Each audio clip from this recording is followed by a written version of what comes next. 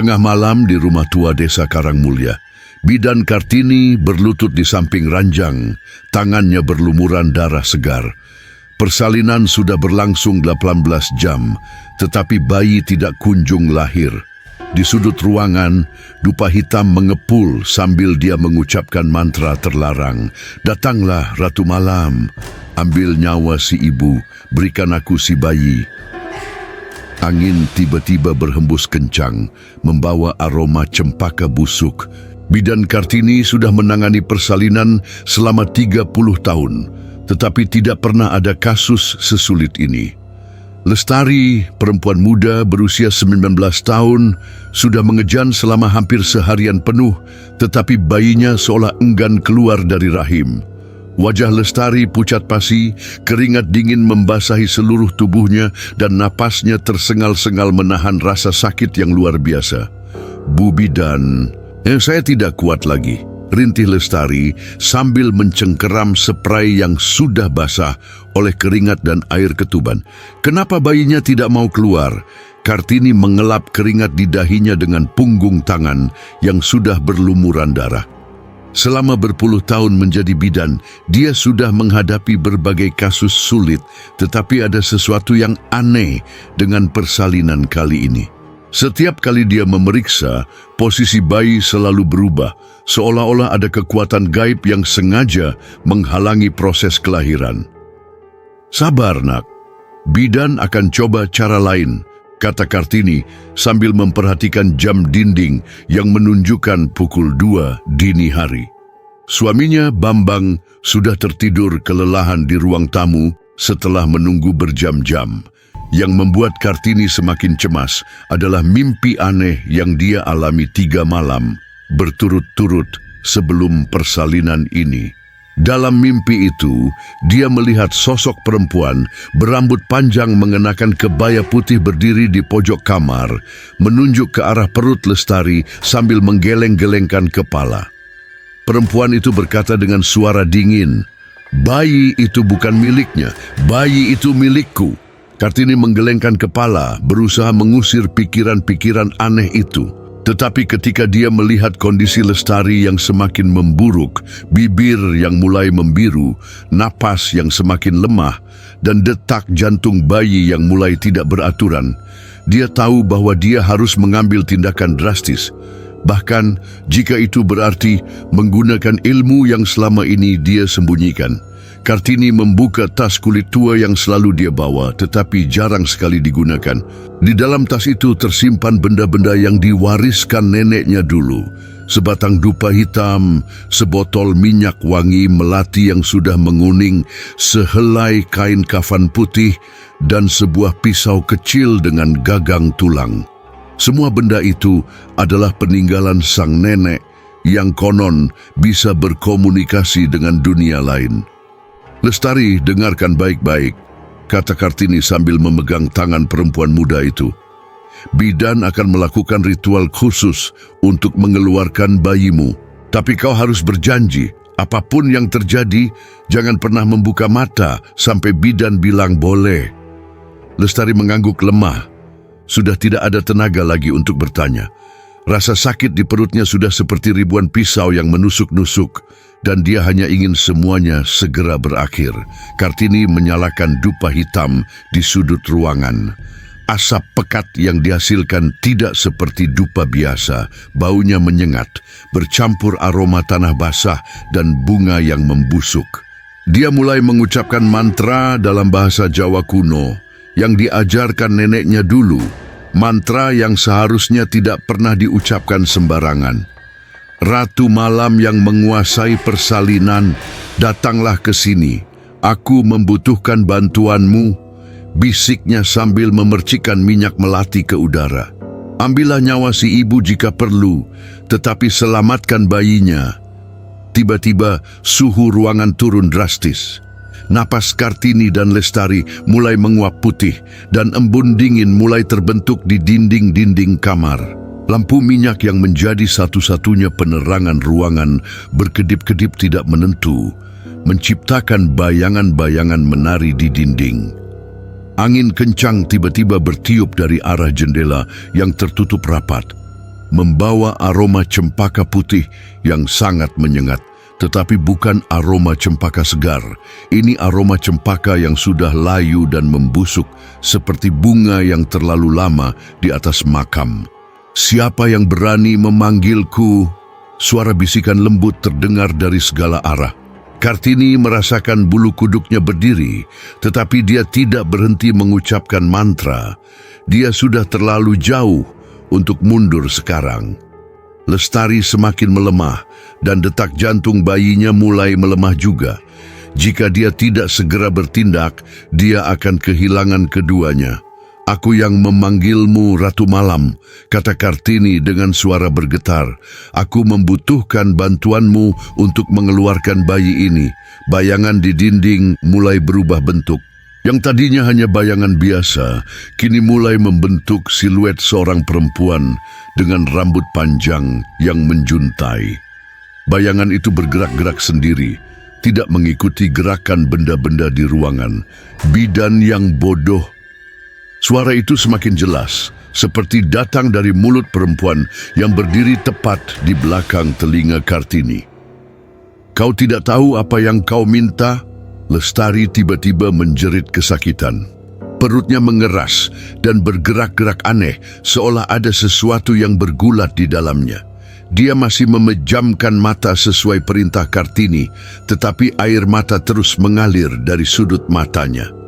"Bu Bidan, ada yang aneh." Rasanya seperti ada yang mencakar-cakar dari dalam rintih Lestari. Kartini melihat sesuatu yang membuatnya hampir pingsan dari ketakutan.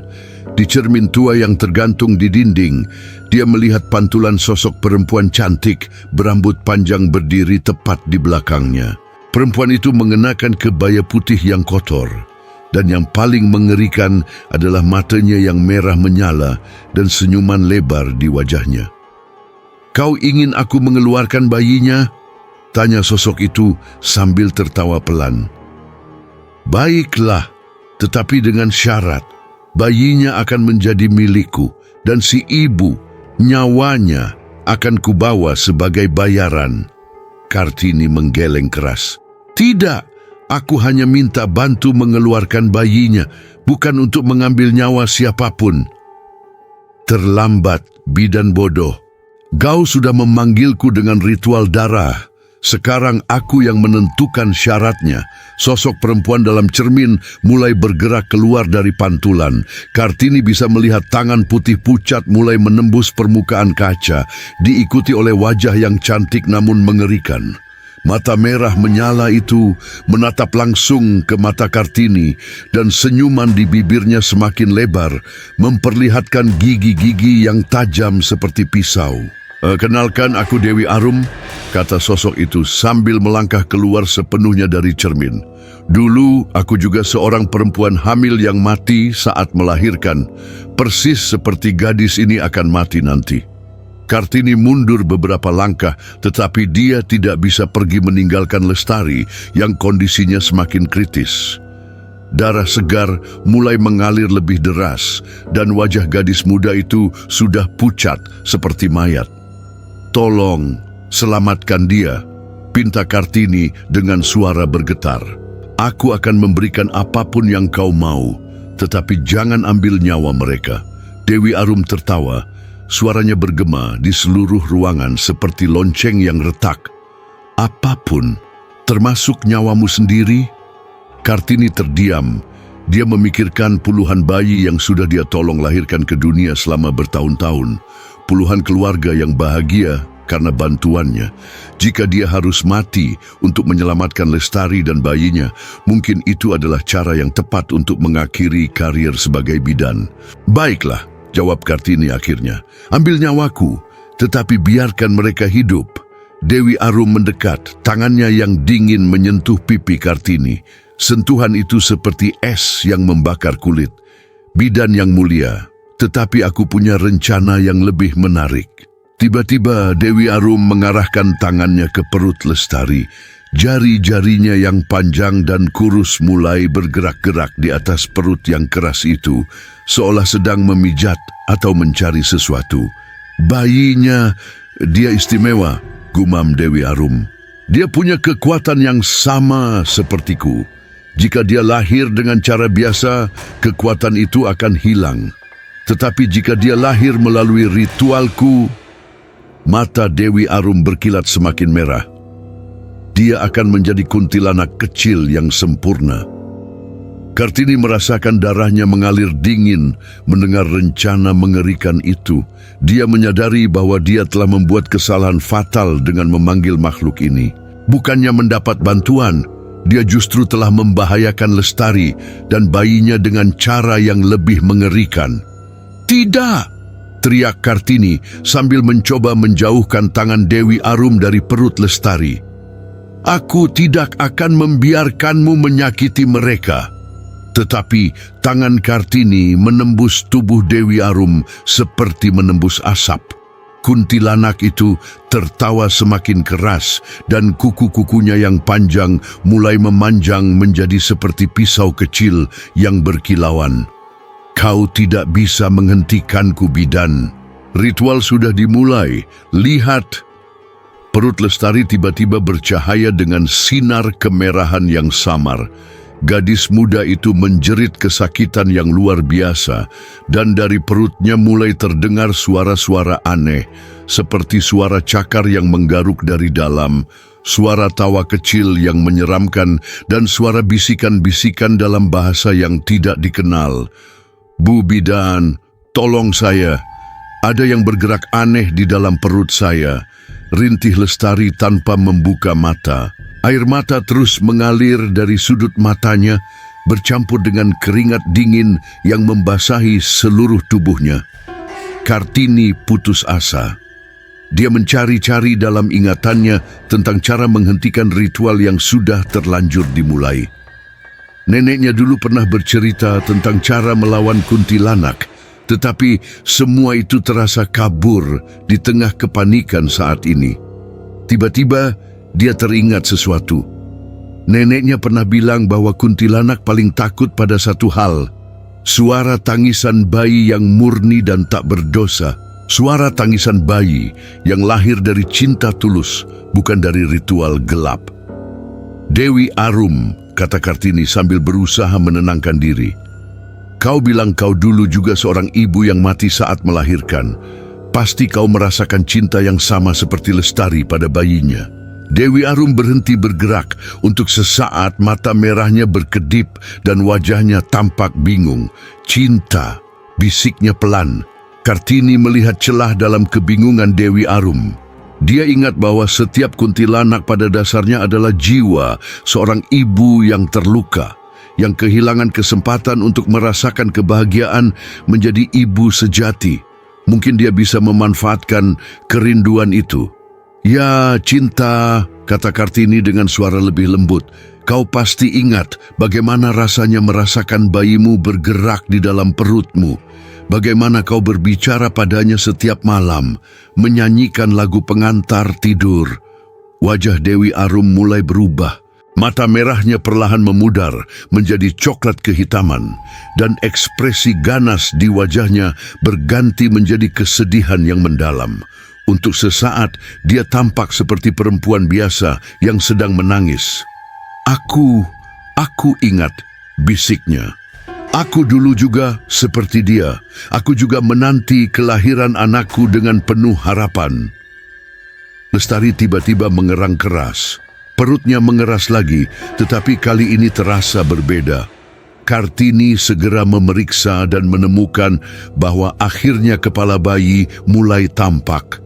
Proses persalinan yang terhenti selama berjam-jam tiba-tiba berlanjut kembali secara alami. "Lestari, sekarang waktunya mengejan," seru Kartini dengan semangat. "Bayimu mau lahir."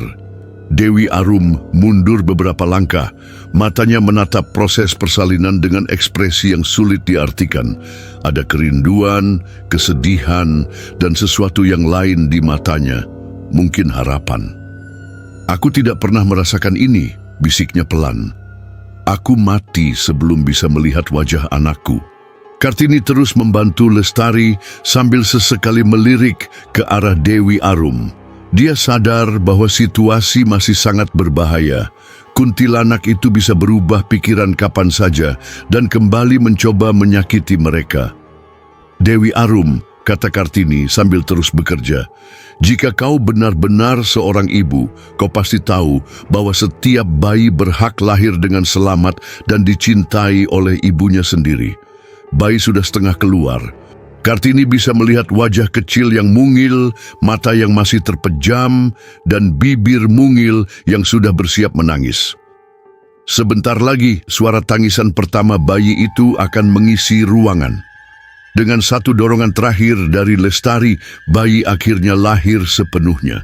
Kartini dengan cekatan membersihkan saluran pernapasan bayi dan beberapa detik kemudian tangisan keras memecah keheningan ruangan. Suara tangisan bayi yang sehat dan kuat, penuh dengan kehidupan dan harapan. Selamat Lestari. Kau punya bayi laki-laki yang sehat, kata Kartini sambil membungkus bayi dengan kain bersih. Lestari akhirnya membuka matanya. Air mata kebahagiaan mengalir deras ketika melihat bayinya untuk pertama kali. Semua rasa sakit dan penderitaan yang dia alami selama berjam-jam terlupakan begitu melihat wajah mungil anaknya.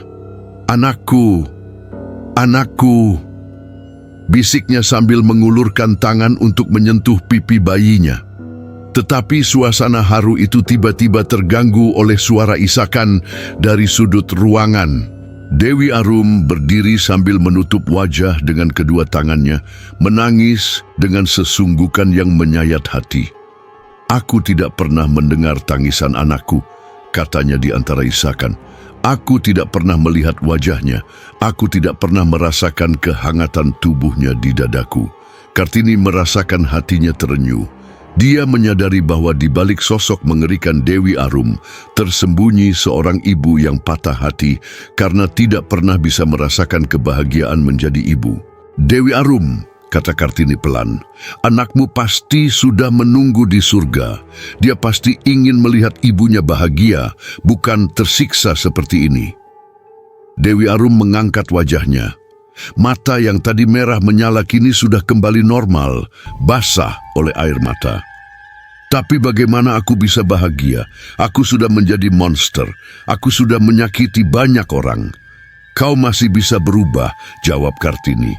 "Mulai dari sekarang, alih-alih menyakiti ibu-ibu hamil, mengapa kau tidak melindungi mereka? Bantu mereka melahirkan dengan selamat, seperti yang seharusnya dilakukan seorang ibu kepada ibu lainnya." Bayi di pelukan Lestari tiba-tiba berhenti menangis dan menatap ke arah Dewi Arum dengan mata kecil yang jernih. Seolah-olah bayi mungil itu bisa melihat jiwa yang terluka di balik sosok mengerikan itu. Dewi Arum melangkah perlahan mendekati tempat tidur di mana Lestari berbaring dengan bayinya. Setiap langkahnya tampak ragu-ragu, seolah dia takut kehadiran dirinya akan mencemari kebahagiaan keluarga kecil itu. Tetapi ada sesuatu di mata bayi yang membuatnya terus mendekat. Bolehkah aku melihatnya lebih dekat?" tanya Dewi Arum dengan suara yang hampir seperti bisikan. Lestari yang masih lemah tetapi bahagia mengangguk pelan. Entah mengapa dia tidak merasa takut pada sosok perempuan aneh yang berdiri di samping tempat tidurnya. Mungkin karena dia melihat kesedihan mendalam di mata perempuan itu, bukan kemarahan atau niat jahat. Dewi Arum berlutut di samping tempat tidur dan menatap wajah bayi kecil itu dengan penuh kerinduan. Air mata terus mengalir dari matanya, tetapi kali ini bukan air mata kemarahan. Ini air mata seorang ibu yang akhirnya bisa merasakan kebahagiaan yang selama ini dia rindukan. "Dia sangat cantik," bisik Dewi Arum. "Seperti yang selalu aku bayangkan tentang anakku." Bayi itu tiba-tiba menggerakkan tangan kecilnya dan menyentuh jari Dewi Arum. Sentuhan kecil itu seperti sengatan listrik yang mengalir ke seluruh tubuh kuntilanak itu. Untuk pertama kalinya dalam puluhan tahun, dia merasakan kehangatan, bukan kedinginan yang selalu menyelimuti tubuhnya. Rasanya hangat, gumamnya sambil tersenyum melalui air mata. Aku sudah lupa bagaimana rasanya kehangatan. Kartini memperhatikan transformasi yang luar biasa ini dengan takjub. Tubuh Dewi Arum yang tadinya pucat dan transparan mulai tampak lebih solid. Kebaya putihnya yang kotor mulai tampak lebih bersih, dan mata yang tadinya menyeramkan kini tampak lembut seperti mata seorang ibu normal. "Dewi Arum," kata Kartini pelan. "Aku punya ide. Bagaimana jika kau menjadi pelindung para ibu dan bayi di desa ini? Gunakan kekuatanmu untuk membantu persalinan yang sulit, bukan untuk menyakiti." Dewi Arum menatap Kartini dengan mata berbinar. "Benarkah aku bisa melakukan itu? Benarkah aku masih bisa berguna?" "Tentu saja. Setiap ibu memiliki naluri untuk melindungi anak-anak, termasuk anak-anak orang lain. Itu yang membuat kita menjadi ibu sejati." Tiba-tiba suara langkah kaki terdengar dari arah ruang tamu. Bambang, suami Lestari, terbangun karena mendengar tangisan bayi. Dia bergegas ke kamar dengan wajah cemas dan penuh harapan. "Lestari, bagaimana keadaanmu? Bayinya sudah lahir?" teriaknya sambil membuka pintu kamar. Begitu melihat Dewi Arum yang berlutut di samping tempat tidur, Bambang langsung terpaku. Matanya membelalak ketakutan melihat sosok perempuan asing yang berpakaian aneh di kamar istrinya. "Siapa dia? Kenapa ada orang asing di sini?" tanya Bambang sambil melangkah protektif ke arah istri dan bayinya. Dewi Arum langsung berdiri dan mundur ke sudut ruangan. Dia sadar bahwa kehadirannya akan sulit dijelaskan kepada orang normal. Tubuhnya mulai menjadi transparan lagi, bersiap menghilang. "Tunggu," kata Kartini cepat. "Dewi Arum, jangan pergi dulu." "Bu Kartini, siapa perempuan itu?" tanya Bambang dengan nada curiga. "Dan kenapa Anda memanggilnya Dewi Arum?" Kartini terdiam sejenak, mencari cara untuk menjelaskan situasi rumit ini tanpa membuat Bambang panik. Dia tidak bisa mengatakan yang sebenarnya, bahwa dia baru saja memanggil kuntilanak untuk membantu persalinan. Dia adalah bidan dari desa sebelah yang kebetulan lewat dan membantu persalinan Lestari, jawab Kartini dengan suara sedikit bergetar. Lestari yang masih memeluk bayinya menatap Dewi Arum dengan mata penuh rasa terima kasih. "Terima kasih sudah membantu kelahiran anakku," katanya dengan suara lembut. Dewi Arum tersenyum, kali ini senyuman yang tulus dan hangat. "Terima kasih sudah mengizinkan aku merasakan kebahagiaan ini," balasnya. Bambang masih menatap curiga, tetapi ketika melihat istri dan bayinya dalam keadaan sehat, kecurigaannya perlahan mereda. Yang penting baginya adalah keluarga kecilnya selamat. "Baiklah, terima kasih atas bantuannya," kata Bambang pada Dewi Arum. "Bagaimana cara kami membalas kebaikan Anda?" Dewi Arum menggeleng pelan. "Tidak perlu, melihat kebahagiaan kalian sudah lebih dari cukup bagiku." Dewi Arum mulai berjalan menuju jendela, tubuhnya semakin transparan setiap langkah. Tetapi sebelum menghilang sepenuhnya, dia berbalik ke arah Kartini. "Bidan Kartini," katanya pelan. "Terima kasih sudah mengingatkanku tentang apa artinya menjadi seorang ibu. Aku berjanji akan menggunakan kekuatanku untuk melindungi, bukan menyakiti. Aku percaya padamu, Dewi Arum, dan jika suatu saat ada ibu yang membutuhkan bantuan dalam persalinan sulit, aku akan memanggilmu lagi. Tapi kali ini dengan cara yang benar." Dewi Arum tersenyum dan mengangguk. Dia menatap sekali lagi pada bayi kecil di pelukan Lestari, lalu perlahan menghilang seperti kabut yang tertiup angin malam. Setelah Dewi Arum pergi, suasana ruangan kembali normal. Lampu minyak tidak lagi berkedip-kedip, suhu udara kembali hangat, dan aroma cempaka busuk tergantikan oleh aroma bayi yang segar. Kartini membereskan peralatan persalinannya sambil sesekali melirik ke cermin tua di dinding.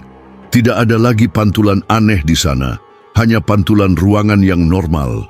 Tetapi dia tahu bahwa pengalaman malam ini akan mengubah cara dia menangani persalinan sulit di masa depan. Bu Kartini, panggil Lestari pelan. Tadi ada apa sebenarnya?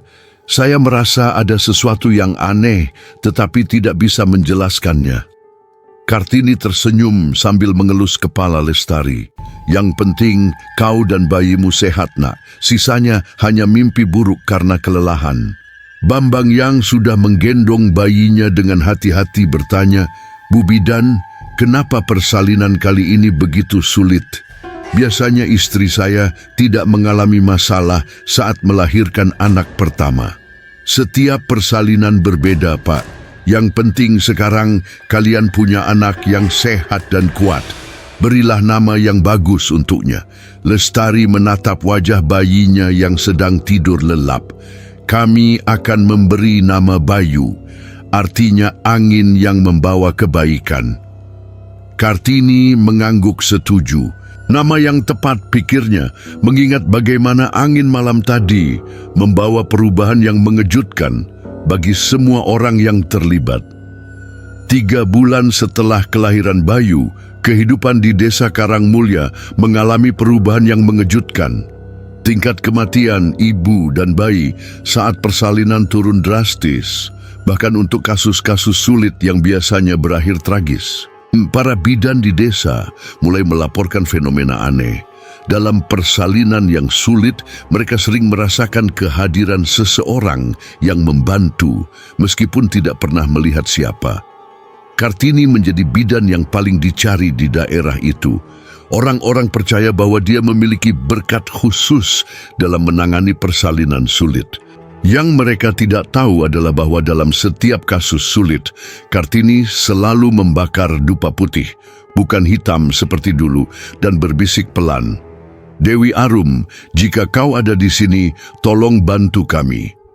Dan bantuan itu selalu datang, kadang berupa angin sepoi-sepoi yang menenangkan ibu yang sedang kesakitan, kadang berupa intuisi tiba-tiba tentang posisi bayi yang tepat, atau kadang berupa kekuatan ekstra yang datang pada saat-saat kritis. Para ibu yang dibantu Kartini selalu melaporkan merasakan kehadiran ibu lain yang menenangkan selama proses persalinan. Suatu malam, ketika Kartini dipanggil untuk menangani persalinan kembar yang rumit, dia melihat bayangan familiar di cermin kamar. Dewi Arum berdiri di belakangnya, tetapi kali ini wajahnya bercahaya lembut dan senyumnya penuh kedamaian. Terima kasih sudah memberiku kesempatan untuk menjadi ibu yang sesungguhnya, bisik Dewi Arum. Setiap bayi yang berhasil kulahirkan dengan selamat seperti anakku sendiri. Kartini tersenyum tanpa menoleh sambil terus membantu proses persalinan. Dan terima kasih sudah mengajarkanku bahwa kadang-kadang untuk menyelamatkan hidup kita harus berani menghadapi kematian. Bayi kembar itu lahir dengan selamat dan tangisan mereka berdua memenuhi ruangan dengan suara kegembiraan. Di cermin, Dewi Arum tersenyum lebar sambil bertepuk tangan pelan, lalu perlahan menghilang seperti embun pagi yang tersentuh sinar matahari. 5 tahun kemudian, Desa Karangmulya menjadi terkenal sebagai desa dengan tingkat keselamatan persalinan tertinggi di seluruh kabupaten. Bidan-bidan dari desa lain datang untuk belajar dari Kartini, tetapi tidak ada yang bisa menjelaskan secara ilmiah mengapa metode Kartini begitu efektif. Yang mereka tidak tahu adalah rahasia kerjasama supranatural yang telah mengubah cara persalinan di desa itu. Kartini yang kini sudah berusia 55 tahun, sering duduk di beranda rumahnya sambil memperhatikan anak-anak yang bermain di halaman. Bayu, anak Lestari yang lahir malam itu, kini sudah berusia 5 tahun dan tumbuh menjadi anak yang sehat dan ceria. Yang menarik, Bayu memiliki kemampuan khusus. Dia selalu tahu ketika ada ibu hamil di desa yang akan mengalami kesulitan saat melahirkan. Bu Kartini, kata Bayu suatu sore sambil menarik-narik baju Kartini. Tadi saya mimpi ada ibu cantik berambut panjang yang bilang, besok malam Bu Siti butuh bantuan. Kartini tersenyum dan mengelus kepala Bayu. Dia sudah tidak heran dengan kemampuan aneh anak ini. Sepertinya kontak dengan Dewi Arum saat dalam kandungan telah memberikan Bayu kepekaan khusus terhadap dunia supranatural. Baiklah, besok malam Bude akan siap-siap ke rumah Bu Siti, jawab Kartini. Malam harinya, Kartini mempersiapkan tas bidannya seperti biasa.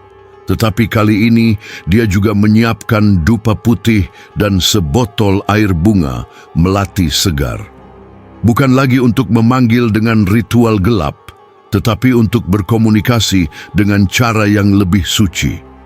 Ketika tiba di rumah Bu Siti, persalinan memang sedang berjalan sulit.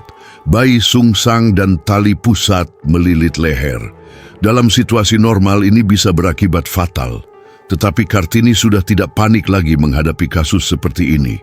Dia menyalakan dupa putih dan berbisik lembut, "Dewi Arum, seorang ibu membutuhkan bantuanmu." Ruangan tiba-tiba dipenuhi aroma melati segar dan Kartini merasakan kehadiran yang familiar. Di cermin kecil di dinding, dia melihat Dewi Arum berdiri dengan senyum hangat. Kedua tangannya bergerak lembut seolah sedang membantu membimbing bayi. Dengan bantuan tak kasat mata itu, persalinan berjalan lancar. Bayi lahir dengan selamat, tali pusat tidak lagi melilit leher, dan Bu Siti selamat tanpa komplikasi berarti. "Terima kasih," bisik Kartini pada cermin ketika semuanya selesai. Di cermin, Dewi Arum mengangguk sambil tersenyum, lalu menghilang dengan tenang.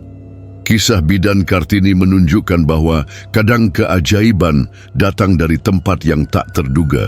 Cinta seorang ibu bisa mengubah kutukan menjadi berkat. Jika cerita persalinan supranatural ini membuat Anda terpesona, jangan lupa like dan subscribe untuk kisah-kisah horor Indonesia lainnya yang penuh makna mendalam.